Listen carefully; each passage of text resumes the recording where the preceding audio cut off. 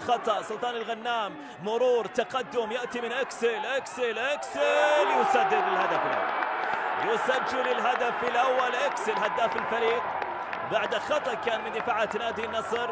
إذن الظهور الأول إكسل في تصويبته بطولات في البرتغال. هنا لقطة، هنا كرة عند عبد الرحمن غريب، تمريرة لساديو ماني يسجل الهدف الأول. نعم، أول أهداف النصر، الثالثة ثابتة لساديو ماني، الأولى الحارس تصدى لها، الثانية العارضة، لكن الثالثة ثابتة تأتي من غريب من أمام جورج بندل. عبد الرحمن غريب يصوبها والكرة تسكن الشباك بعد تدخل القائم، وفي الأخير الهدف الثاني للهي صالح نادي النصر.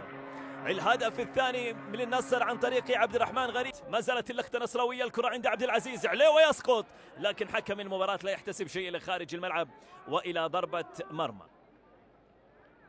إذا ما تكلمنا عن سانت يوهان لابد أن نتكلم عن أبرز اللاعبين لديهم، لكن هنا الكرة عرضية والتسجيل الهدف الثالث. نعم، هدف ثالث ممتاز يأتي من محمد سيمكان بعد عرضية كانت من بروزوفيتش.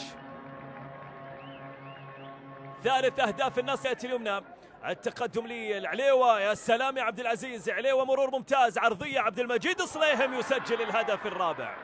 حلوة اللقطة كانت جميلة، الهجمة النصراوية من الجهة اليمنى عن طريق.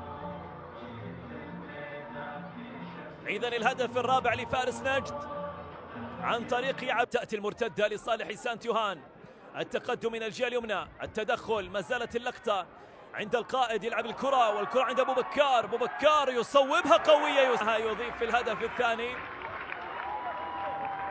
هذا اللاعب أبو بكار الذي لاعب كورنثيانز البرازيلي، معها يطلق حكم المباراة نهاية